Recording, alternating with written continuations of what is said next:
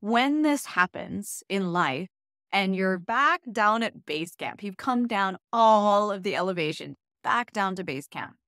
The majority of people, especially later and later in life, this is where they're going to stop. I put too much effort in so far. I've spent all this time, energy, and money. And time, mind you, could actually be decades, especially when you look at a career or a relationship. So that's a big deal to step backwards and have to reevaluate. So what I want to bring your attention to is that stepping backwards and reevaluating is an important part of the process. And this is where most people get stuck and stagnate. They plateau here. They're not going to go up for another ascent. They're just going to stay right where they're at. Welcome to the Reframe, where fear is brave. Here you will learn tools, techniques, and strategies to get back in the driver's seat of your own life, so you can access more vitality and energy to do the things that you love, deepen your relationships with others as well as yourself, and show up every day as the person you know you're meant to be. I am your host, Rebecca Mohlman, trauma therapist turned coach. Today, we're going to be looking at the hard truth that sometimes starting over or going back to square one is actually the better and occasionally the only option to be able to actually reach the goals that we have set for ourselves. I'm going to take you on a journey of how to leverage what feels like absolutely going backwards away from your goals into the best decision that you have ever made. Shifting what feels like failure into golden learning opportunities and aligning the growth mindset necessary to pivot, learn, and keep moving forward. So let's dive in. We've all experienced having a goal, dream, or desire and getting 3/4 of the way there, and then realizing that the path that we had chosen just actually won't get us there.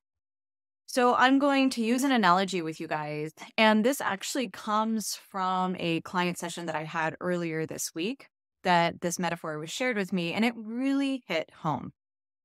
So say that you're looking at a mountain summit, right? And being from Alaska, we are big on hiking and summiting mountains. Well, at least some of us. And so imagine that you've picked this summit and it's never been climbed before, or if it has, very rarely. So there's not a lot of data to be able to give.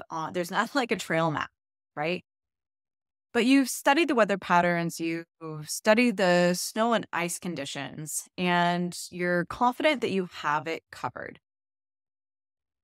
So now you start at base camp, and with all the excitement in the world, you start off with loads of ambition, drive, and enthusiasm. You get 1/3 of the way up and realize that you packed a little too heavy, as well as left out some key components out of your pack that would make the trip easier. You keep going, carrying the extra weight because your enthusiasm and drive override the increased burden. But elevation by elevation, it begins to wear on you. So at least 3/4 of the way up the summit, the terrain becomes unpassable. And going to either side is just not an option. At this point, you have slept several nights on this climb. You have planned this climb for years. Your family and friends are rooting for you. You don't want to let them down. You are the lead climber, so you have people behind you expecting you to know how to navigate this situation. Then there's a moment where it becomes vividly clear that you only have one option, and that is to go back down the mountain and take an entirely different route that you had not anticipated before. But it's clear now that that's the only option that you have. We've all been in this situation in one way or another. There is a defeated feeling that lays heavy in your chest. And retracing your steps back down the mountain feels absolutely unbearable. Maybe you've invested significant time, money, energy into a project or a relationship and possibly a career. And the process of reevaluation is absolutely required at this point because your end goal will not actually be met if you continue down the road that you're continuing to go on. When this happens in life and you're back down at base camp, you've come down all of the elevation, back down to base camp. The majority of people, especially later and later in life, this is where they're going to stop. I put too much effort in so far. I've spent all this time, energy, and money. And time, mind you, could actually be decades, especially when you look at a career or a relationship. So that's a big deal to step backwards and have to reevaluate. So what I want to bring your attention to is that stepping backwards and reevaluating is an important part of the process. And this is where most people get stuck and stagnate. They plateau here. They're not going to go up for another ascent. They're just going to stay right where they're at. And there's this piece where, because I've spent so much time, effort, that this backwards movement, or what feels like a backwards movement, is perceived as an internal failure, that I am a failure, that you are a failure.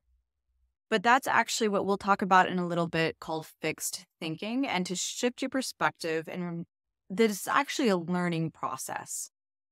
So what would happen if you took the time at this metaphorical base camp to refuel and recharge, to gain the insight necessary to be successful on the next attempt, and possibly even pack your gear, and obviously metaphorically here, more strategically?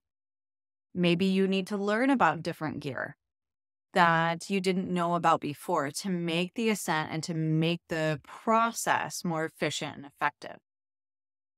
These experiences are golden learning opportunities, but you really have to approach it from that perspective.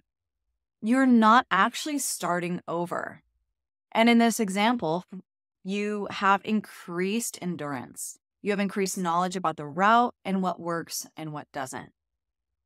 It is worth looking at the difference between a fixed mindset versus a growth mindset, because we all struggle with a rigid way of thinking in certain areas of our life, and would be well worth our time to apply a more flexible approach or growth mindset.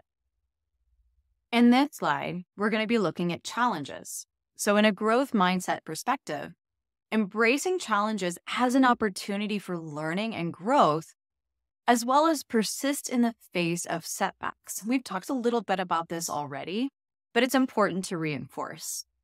From a fixed mindset, these people tend to avoid challenges and give up easily when they're faced with difficulties, whether internal or external difficulties. So in this slide, effort is what we're looking at between fixed and growth mindset. So as a growth mindset, you're recognizing that actual effort is a key factor in development and believes in putting a consistent effort for your own personal as well as professional improvement. A more fixed mindset will lead you to believe that abilities are fixed and minimal effort should be exerted. Here, we're looking at failure and perspectives on failure, similar to the challenge example. So a fixed mindset views failure as a reflection of personal incompetence and tends to dwell on mistakes. Growth mindset sees failure as stepping stones to success, embracing it as a chance to learn, and focuses on finding alternative strategies. Here, we're looking at learning, and depending on if you have a fixed or growth mindset will impact this approach to learning. So a fixed mindset views learning as a means to an end, solely focused on achieving good grades or external rewards. Your growth mindset perspective really values the learning process itself, driven by a genuine curiosity and a desire to acquire new knowledge and skills. The last slide we're going to look at is about embracing change. A fixed mindset would tell you that you want to resist change and you prefer the familiar and the comfortable and have a genuine fear of the unknown. If you're engaging with change from a growth mindset, this looks a little bit different. This is where you embrace change as an opportunity for growth, adaptation, and seeing it as a chance to learn new things and expand horizons. These are only a few examples, but I think you get the idea. There are two main takeaways here. The first one is when you feel like you have to start over and make a significant pivot to reach your goal, take the time to gain new skills, to reset and recharge, and strategically reevaluate what worked and what didn't. Then keep moving forward. I'm going to say that again. Keep moving forward. This is where most people get stuck. They get defeated and having to what they interpret as moving backwards, which in all reality, it's actually not the case because you actually learned a lot along the way. So that reset, recharge, and then continue to move forward. The second thing is looking at the different buckets of your life and finding where in certain areas you might be coming from a more fixed mindset rather than a growth mindset. And then evaluating how you could shift or reframe your perspective and relationship to that material to engage a more adaptive and growth mindset in those areas. We tend to not just have a standard fixed mindset or growth mindset across all categories. Some are just easier for us. Others are more difficult. So look at the areas where and identify the areas where it might be a little bit more difficult for you and a little more rigid, right? So that more black and white thinking, and how could you employ more of a growth mindset? Life is going to be full of unexpected challenges. And the world that we're living in right now, guys, is just increasing in unpredictability and uncertainty. And it's moving very quickly.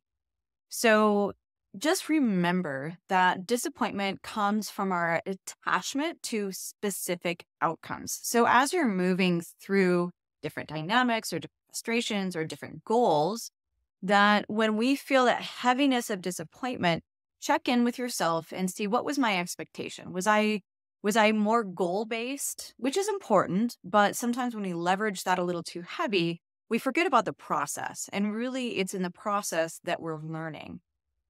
So sometimes it just takes a little bit of reevaluation. And this will allow us to be more flexible, be able to respond rather than just react to situations and pivot or shift as life throws us these curveballs. I hope this was helpful for you. And if you know anybody that could use to hear the information that you listened to today, then please do share that with them. It helps us if you subscribe, follow, like, and comment, or even leave a review. It lets the algorithm know that to reach more people that really need this information. And as always, may you be the change that you want to see in the world.